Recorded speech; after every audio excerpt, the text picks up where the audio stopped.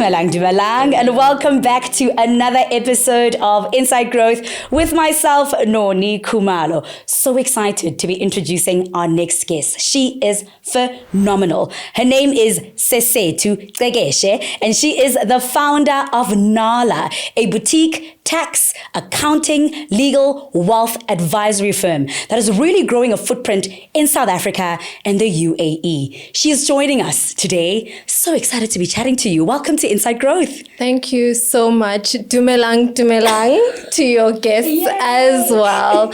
Thank you for having me, Noni. Yeah. It really is such a privilege to be on Inside Growth today. You are my parents' dream as a woman in finance, because that's exactly where they wish I could have ended up. Right. But we're here to learn about your incredible journey. Let's talk about Nala.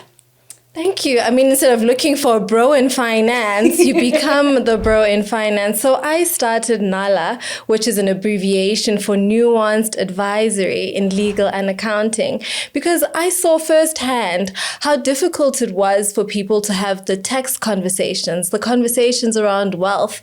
I know they're always covered with shame or competition. Do you make a lot of money? Do you have money problems? But we never really understood our financial situations. And the people who did were optimizing on that. And so I thought, I've got to bridge the gap somehow and really make wealth advisory and tax advisory accessible. You offer a lot of products. I mean, there's tax, there's accounting, there's legal, there's wealth. Are you an expert in all of this, or how does it work? No, luckily I don't get to wear all those hats. It would be a disaster. I'm a tax practitioner by profession. I do get assistance from our CA. We also do have a fiduciary attorney, and we also have a wealth advisor who's on the team as well. And so they are the expertise in those areas. And then we become this one big, giant firm that then assists the clients from one place. Awesome. Before we get into the day-to-days of how, your business operates, I want to find out about little Sesethu. When she was growing up, what seed was planted in her mind to say, one day I want to be an entrepreneur? Sure. What a very personal question. And I like it because I've never had it before. Growing up, I think it was really instilled in me that you've got to get your education. When I was born, I think the country, South Africa, was transitioning from apartheid into democracy. So in my family, everyone was just about find your niche, get an education in that. You can be talented in a lot of things, but get an education. And so for some odd reason, because I was raised by my grandmother who ran a big supermarket in the township and ran taxis, I think I got that entrepreneurial mindset from her. And then my grandfather, who was a professional accountant and went ahead and became the first person in our family to obtain an MBA. I think I got that academic balance from them. And I think it really inspired me to pursue something in the finance space. So I landed at Wits. I wanted to become a CA. Did not make it. Then, I decided, okay, we're going to graduate with a BCom law. And so that's where I even am able to tap not just on the finance space, but also in the legal space. So that's like a summary of little Sesethu in terms of her mindset on this entrepreneurial journey, that she didn't wake up with the big, bright idea, but it was just these influences that led me to choose the career path. Welcome, Vitsi. I'm a Vitsi too. Yes, I love it. We conquered the edge. Yeah, I was like, we conquered the edge. We really conquered Wits. But I can just only imagine you are at Wits University, wanted to be a CA, didn't necessarily attain that. But then you had to think and say, okay, what direction am I taking next? You then say, let's get a BCom law degree. And that's where I really want to venture into. And now you're also, you're in tax. You're a tax practitioner. And that's what you call yourself. Did you always imagine yourself as an entrepreneur? Absolutely. I mean, in my mind, I always thought, oh my goodness, am I going to spend the rest of my life being told what to do? And Good an question. entrepreneur is not necessarily someone who then goes out there and brings a product to the market. An entrepreneur is someone who's expected to lead a business. It's someone who's going to be expected to employ people, to guide people, and how to grow a business. And so I thought, I never want to always be told what to do. This is the next step that you must make. I want to be in a position where I can use my creativity to solve problems, and I should be allowed.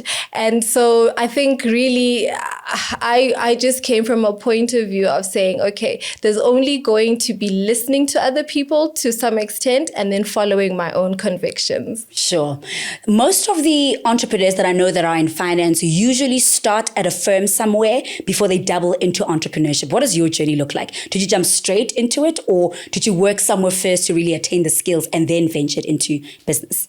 Absolutely. We've got to get, the experience. And it was a very interesting journey because I started at an accounting and assurance firm, which is PwC. And then I moved into banking at Investec. Sure. And then I moved to the South African Revenue Services. Sesethu, how old are you? You don't look a day over 25. Okay. Couple of years over 25. And so I only started Nala last year at this time. I think we're actually celebrating our 1-year anniversary now in August. And so, I've had to pay my school fees. I've had to get the professional experience to be able to even identify the problem that I'm solving for in the market. And I think it's important, especially for a career path like in accounting, where your integrity is something that should really be at the pinnacle of who you are, so you need to go and really learn those skills before you open up your own space. So now you've ventured into these spaces, you're now learning, acquiring the skills. What happens for you to say, okay, I think I've paid my dues, time to start my own business? I think I clocked the system. Okay, I like that. There comes a point where you move around different roles and then you start seeing how everything connects. But I don't know, a part of me also is about justice. So I realize how, the underdogs are not benefiting, but there are people who can see what's going on and they never get into, that kind of trouble because they reach out to professionals who are going to help them. They ask the right questions. They don't get into difficult situations. And so I was like, the system is benefiting few. And, we've got the underdogs who are the majority in the country and should be, benefiting from the system. So that's what really led me onto this journey. That is incredible. I commend you for that.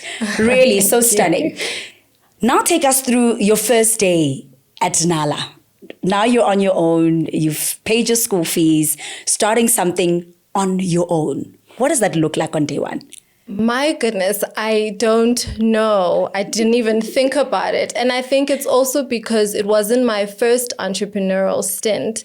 Okay. So I have had my side hustles, my fair share of side hustles in the past, starting different ventures. So I think this almost felt like a natural step where I was like, okay, I've got a name. I've got to engage someone for my design, my logos. I need a website.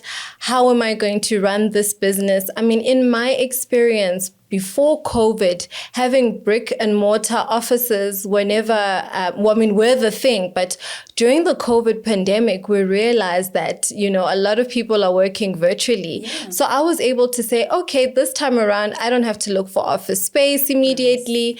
I can literally work at home with my resources. What do I need to set up? A little home office. And I just hit the ground running with that. How did you acquire your first client? Sure, that is actually a good question. I'm not sure if it was through a referral or if I got the first client on LinkedIn. Yeah. Because during that time, which is this time last year, I was posting a lot on social media, just my thoughts around tax because it is tax season. Yes.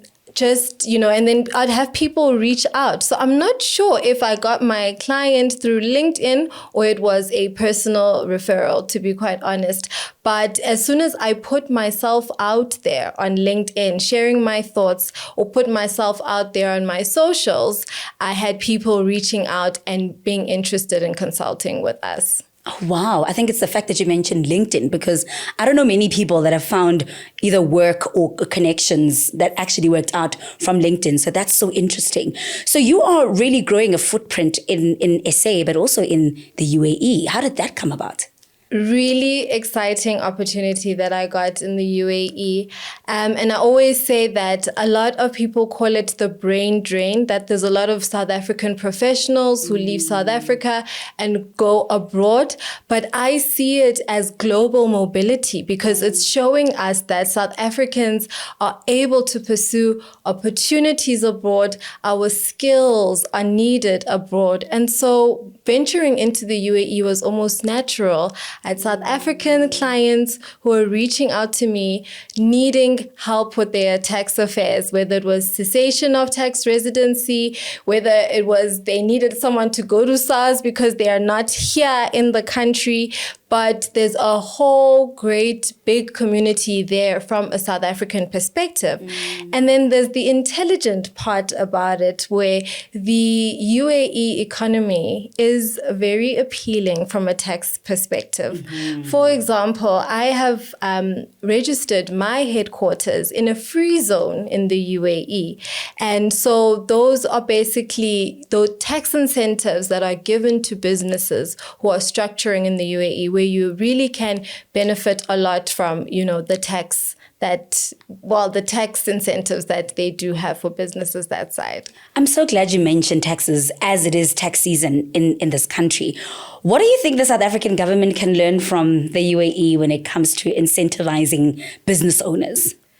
Look, the South African government is doing its best. Yeah. I just think it is doing things differently from a mindset point of view, because they are always so aggressive in collections of tax. Yes. It's never empowering people. It's never helping people understand, because once you look at tax legislation, there are lots of benefits. But because the way taxes are collected, or the way we understand the system, it seems very adversarial. It seems like we're trying to be caught out. It's but dreadful. Those It's like, oh my gosh, there's that assessment. Yes. And it's nerve-wracking because we don't have those conversations. So I'm really on the empowerment side to say the situations, the SARS letter of demand, it's not unique to one individual. It's nothing to be ashamed of. But when you understand something, then you're able to make better decisions about it. And then you won't land up in as much trouble. And so I think perhaps our government or our revenue services could really focus on that and getting people to understand, so that they don't fear the taxman, so that they don't feel like the taxman is running after them, and it will really make compliance easy. Oh my gosh, you just really ease my spirit now. Because I'm looking at the assessment and I'm thinking, oh my goodness, here we go again. Yeah. So it's really about understanding, tax legislation. But perhaps let's also speak about, some of the mistakes, the common mistakes that your clients that are in business are making when it comes to taxes that our viewers can learn from home. Oh, that is a very good question, Noni, and I actually like it. The mistake we make when it comes to taxes is not talking about it, is thinking that taxes, this shameful thing that we really need to sweep under the carpet. And on top of taxes, they always usually catch people off guard, because when we make money, when we generate the revenue, when we make the sales, we're always thinking that money all belongs to us for our spending, for us to splurge. But sometimes we don't realize that some of the money belongs to, for example, your landlord. Some of the money belongs to your employees. Some of the money belongs to your creditors. Some of the money belongs to SARS. And so once we start looking at it that way, we're we're able to plan the finances better so that you don't make 100,000 today and spend it, and then tomorrow you hit with a tax bill and think, where am I going to scramble for this money? You've actually planned. And so I think those would really be the pitfalls that sometimes entrepreneurs are falling into today. Thanks for that. I know I'm almost turning this into a tax lecture, but I just really wanted to know how entrepreneurs can really better, their tax knowledge. But let's speak about some of the biggest challenges that you faced in Nala, where you looked at the situation and you're thinking, I don't know if I can overcome this. I don't know if I want to pack my bags and go back to corporate. My goodness, I felt exactly like that this year. So we announced the fact that we are now headquartered in Dubai in the beginning of the year. And following that, there was the geopolitical tension. So as much as I was that side, I didn't get stuck. Luckily, it was safe. But it meant a lot of investors. It meant a lot of people who are going to be my clients, who I had convinced that, we're going to really expand that side and look at investing that side, started having cold feet. So that meant I needed to come back and restructure the business and figure out what I'm going to do going forward. And that is why I'm now realizing that, okay, you've got to be agile. It is something that we're still pursuing, being and having a footprint in the UAE. But now I'm realizing that the focus needs to be more and more on actually expanding and having our footprint here in South Africa. So those are the challenges that I've faced because you invest in so much, moving that side, getting your residencies, getting your business registered, a lot of financial investment and also absolutely. And then now you really just need to quickly take your loss. That's what I always say. You just need to take your loss, quickly learn and keep it moving. So that's been our biggest challenge at Nala, where we had this vision that we're going to the UAE. We are headquartered in the UAE. However, we can't see that through in the time that we thought we were going to see it through. We now have to come back and really restructure. Sure. You speak about taking an L, but having to move from abroad to come back home and really restructure, how long does that even take? And how does that even impact the business? Look, luckily, we... in terms of impact, I'd say luckily this was a new thing that we were trying to do. So it, wasn't, on a big scale, if I can put it like that. And so it just meant that we needed to change our plans. I just needed to manage my expectations and the expectations of my team. But, from a revenue perspective, it meant that, okay, the ambitions we had and the projections we had, we've got to trim them down a little bit and be realistic. But really, honestly, from a lifestyle impact, from a psychological impact, because sometimes when things don't go well, we think we're failing. It really wasn't that bad because at the end of the day, my main clients are South Africans, are people that I am serving here in South Africa. What does your risk analysis look like? Because you seem quite at ease, even though you had to move back. And you mentioned that there wasn't a lot of financial impact because you still had your main clients in South Africa. And this was, a new venture. How do you sit and really measure the risk of moving abroad or jumping into a new space? Wow, I'm not even going to say I considered the risk. I think I'm a risk taker. I love that. If I am convicted to do something, I go ahead and do it. Yes, you can think about it because you're trying to think about how you're going to do it. But once I have a conviction to do something, I really just jump for it. We'll see it there. So I am a chance taker. I am a huge risk taker. And then if it doesn't work out, it's fine. It's better for me to take a risk than to sit and say shoulda, coulda, woulda. So that's a very difficult question for me, Noni, because I don't know how to answer it, to say how did I risk mitigate, because I just You just go. I just go. And if I don't go, I come back and find something else. Look, I'd like to say you're not alone. A lot of the entrepreneurs that we've interviewed on Inside Growth really speak about that gut feeling that they have. Like when you know it's right. And when it's not, right? And I think it's quite admirable that you're able to go, you know what, I'm going to the UAE and let's see what happens. And I think nobody really saw, that political impact really happening for you to really come back and really restructure. But now I want to speak about the finances. Again, we've got entrepreneurs that say, I entered into my business using my own funding. I didn't necessarily ask for any grants because I had my 9-to-5. Was that the case with you, or is there any other way that you look for funding to fund Nala? That was actually the case for me. In South Africa, funding is very difficult to obtain. And so if you're going to sit and wait for funding, you'll never start. Sure. It's important for you to bank on yourself first. And in the same breath, it's important to also be tax compliant, because if you go to investors, you've got to show them that tax clearance certificate to say, look, you are faithful, you are a good steward, and you're a good entrepreneur, and you want someone to bank on you. Even going to the banks, you've got to show them you are tax compliant. So having that compliance will help you get the funding. But what's most important to actually get you off the ground, in my experience, is to bank on yourself.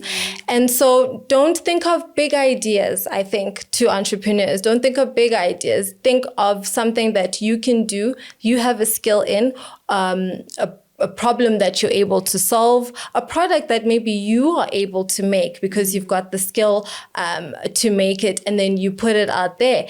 And then with that, you will build. With that, you then expand.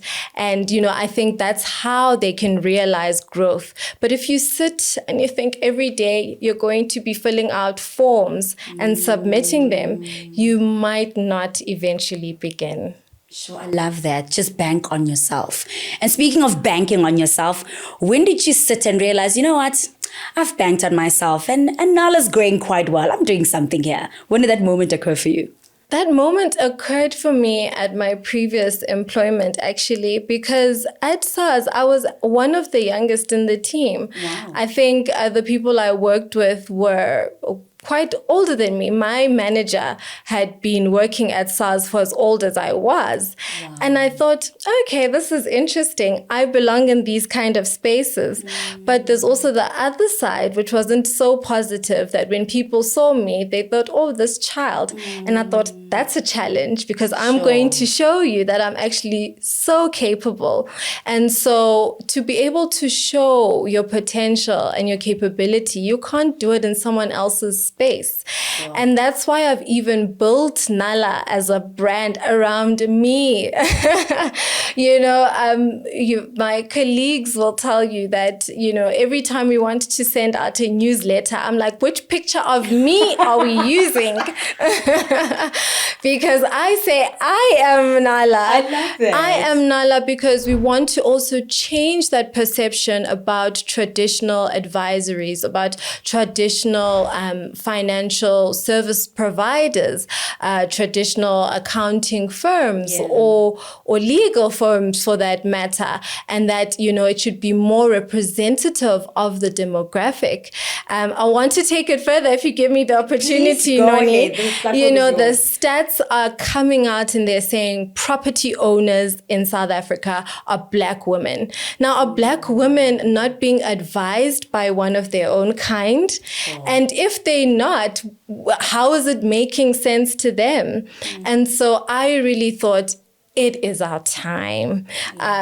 It's just one of those things where I was like, I've got to just put myself out there. Yeah. And you know what you've done so beautifully with Nala as well is you've made it less intimidating. I mean, when you describe it as a boutique tax, accounting, legal, wealth advisory firm, almost giving it a bit of like, bunyana nyana, but that girly feeling. Was that intentional? Why use the word boutique to describe, an advisory firm? You've hit the nail on the head. It really is about making it accessible. I like the word you used though, intimidating. You know, sometimes we're intimidated by things for no reason. My clients know they belong at Nala, and my clients know they're all special to me. My clients, I'm really sure every client of mine believes they're the only client. And that's why I say boutique, because it's what they deserve. I don't want a situation where my clients are thinking that they are the next in line or they are one of many. My clients deserve that boutique and specialized advisory from us.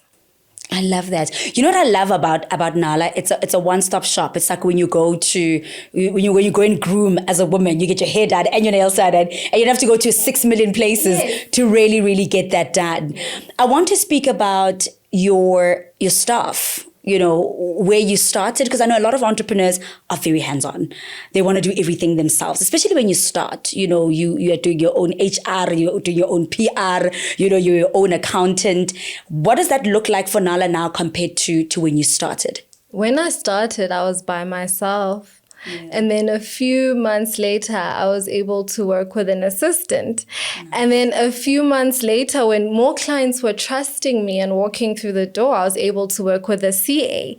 And many months later, I was then able to work with an attorney. And I give you this narration because I want to show you that sometimes you may hold the vision, but you don't always hold the expertise in every other thing. And so you've got to get people who are good in other matters, who are good in other subjects or scenarios to come in and assist you. At the same time, when a client comes to you, you do not say, no, we can't, or we don't. You find someone who's going to come and help you. In terms of being hands-on, I like making the final decision. So even if I don't know if it's the right decision, I'll ask, I'll be like, Sona, is this the right decision? And she'll say it is. And I'm like, yes, so I am deciding that this is the right thing to do. But, you know, they know that it's in a way, I'm also assuring them that they have a say in the business, and I'm consulting them as well. And so I would say even the way we work and the culture is very relaxed. We're young. We know how to get things done. We don't want to be micromanaged. And so I'd say the culture is very relaxed, and I work with women. That's all you're going to say. Do with that information whatever you want to do with it. But how easy or difficult is it to trust other people with your vision? Because you obviously have a vision for Nala, but here you are bringing in different stakeholders with different expertise into the business. Was it difficult for you to just step aside and say, okay, we've got a CA who's an expert in accounting, somebody who's an expert in law. How difficult was it for you to just not micromanage, if I can put it that way? Part of planning, I think, is strategy. And I think sometimes when you're an entrepreneur that wants to be hands-on and, you know, you don't want to delegate, it means you've got to go back and sit and think about what your strategy is. And so I think that I don't know if I can say I'm the best strategist, but I think that I did allow myself time to sit and realize that I need help with this. Then therefore, I must outsource that help. And you outsource that help with someone who's good at doing that. If it's something that I'm not able to do, someone else is better at it than me. And so that strategy, I think, is what helps me optimize as well in the business. If we could look 10 years from now and look at where Nala is, where are you standing? What is around you? What are you feeling? Wow. That means I have to share my big dreams. The big ones. We're not talking about the ones from now. I feel so vulnerable. Strip yourself naked, girl, and confess. I feel so vulnerable. I wish that we become so global and so powerful and so recognized in the world. You know, when you speak about different accounting firms, different law firms, you just, the big five, the top five, you just mention the names and it clicks for people. It clicks in terms of values. It clicks in terms of work ethic. It clicks in terms of the professionals, in those spaces. And I wish Nala would have that as well. an advisory founded by a Black woman, a young Black woman that really excels by far. And it really is recognized that, excellence can be done by Black people. And we don't say Black excellence, we simply say excellence because we were never excluded from that in the first place. So that's my big, big dream, to be really globally recognized. And I think it's coming. Thank you. Even much quicker than the 10 years that I put out there. Definitely much sooner than that. Look, I've never done this on Inside Growth before, but it is a Women's Month, and I'd like you to share a message to a young Sesethu who is watching, who wants to be an entrepreneur, but also believes in going to school and learning the lessons. I want you to look into that camera over there and just share a short message to a young Black girl who just wants to make it just like you. Wow. I have a soft spot for young girls, by the way. I really believe the most vulnerable people in the community are children and young girls. And so to the young girl, you never have any shame. If the dream is yours and the vision is yours, you've got to just own it. And don't listen to anyone. Everyone else is a naysayer, including your family, because you are about to answer a call only you can hear. And it's very important to answer that call. Thank you so much for that message. And thank you so much for joining us on Inside Growth. You are such an inspiration, a breath of fresh air to see such an incredibly feminine woman really ruling, the finance and the advisory space for me is so admirable. And I cannot wait to see where Nala ends up.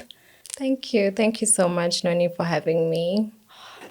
What an incredible episode. Now I just want to go home and really reflect on this incredible conversation with our guest. That's all the time that we have for Inside Growth for today. But please make sure that you subscribe to our YouTube channel. You can also find us on Spotify. From myself, Noni Khumalo, over and out. Awesome.